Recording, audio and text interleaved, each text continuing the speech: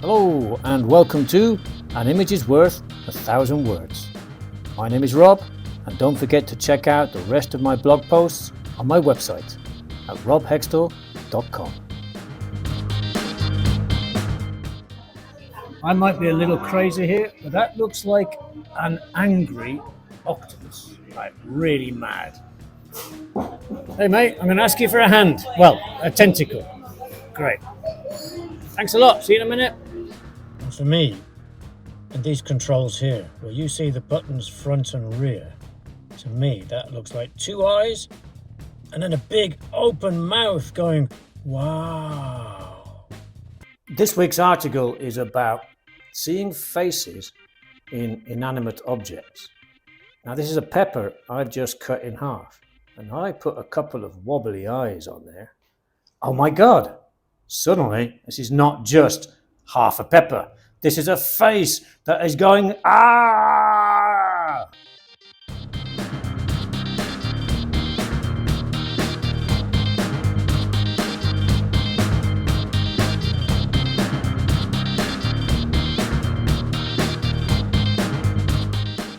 Oh, and here is this week's question. Why do we see faces in inanimate objects? Before you start, check that you understand this vocabulary. Pause the video to make sure you understand everything.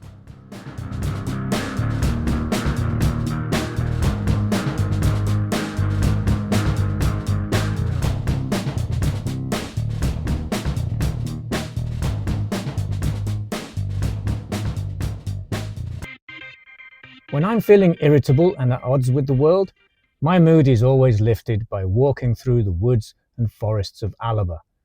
Each season has its own particular beauty, but it's in mid-autumn, as you can see in this week's photo, when they are at their most spectacular. With the ground covered in reddened, fallen leaves and the moist, deep green moss climbing over rocks, trunks and roots, there is a glorious combination of colours as the sun streams through the green, yellow and orange leaves. You feel that you are entering a land of legends and fairy tales, especially when outcroppings of rocks create mesmerizing shapes and labyrinths that leave the walker charmed, calmed and disorientated, with no desire to leave this mystical scene. We see figures of creatures in the trunks of the trees and expressions of faces in the rocks that rise up from the earth. But beware!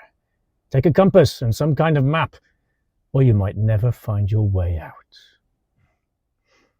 My wife spotted the face in the photo before I did.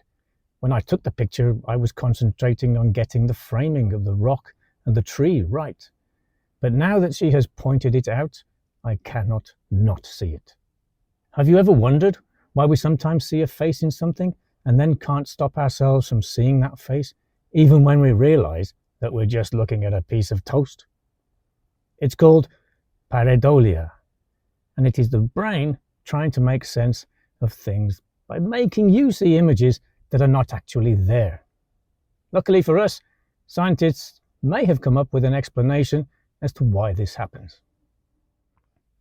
How does it happen? The brain recognizes something as a possible face in a few milliseconds. But even when it realizes the object isn't actually a face, it still continues to analyze it.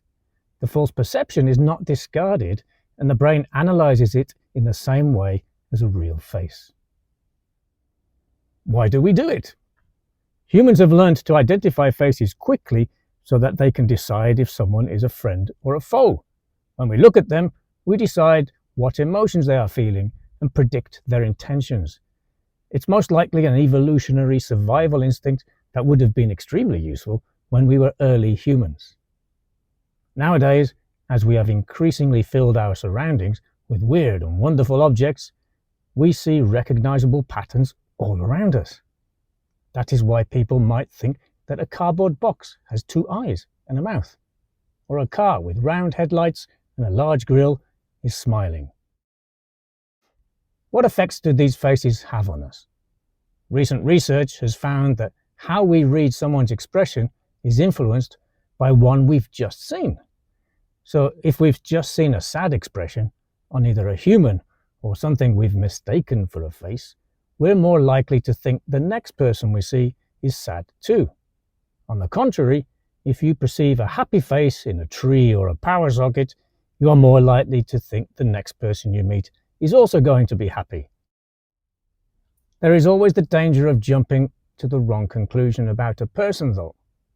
As our brain accumulates memories and patterns over the years, it might subconsciously make judgment calls about the shape and features of someone's face, and therefore their personality, without actually giving the conscious mind enough time to interact with and properly assess the person in front of us, leading to misunderstandings and prejudice.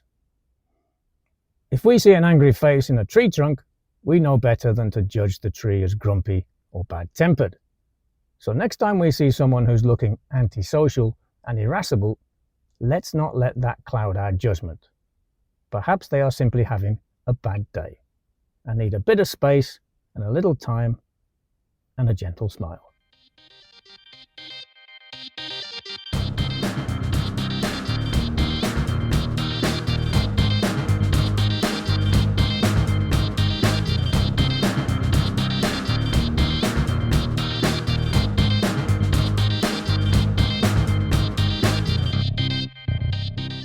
Let's chat about the picture and those ideas. Number 1. Describe the picture in as much detail as possible. What is the face in the rock thinking? Number 2. Do you see shapes and faces in nature, clouds, trees, rocks, etc., and in man-made objects? Number 3. Have you ever got lost when walking in woods or while hiking, and as a tourist in a town or city? Number 4. Do you think that you sometimes jump to conclusions about people because of their appearance? Number 5. Do we become more grumpy and bad-tempered as we get older? Give examples of people you know.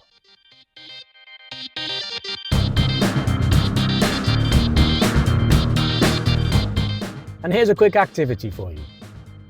Look around your home and local area for objects that have human features. Describe them. Thank you very much for watching. I hope this was useful. Have a great day, a great week, and an absolutely fabulous weekend. Bye.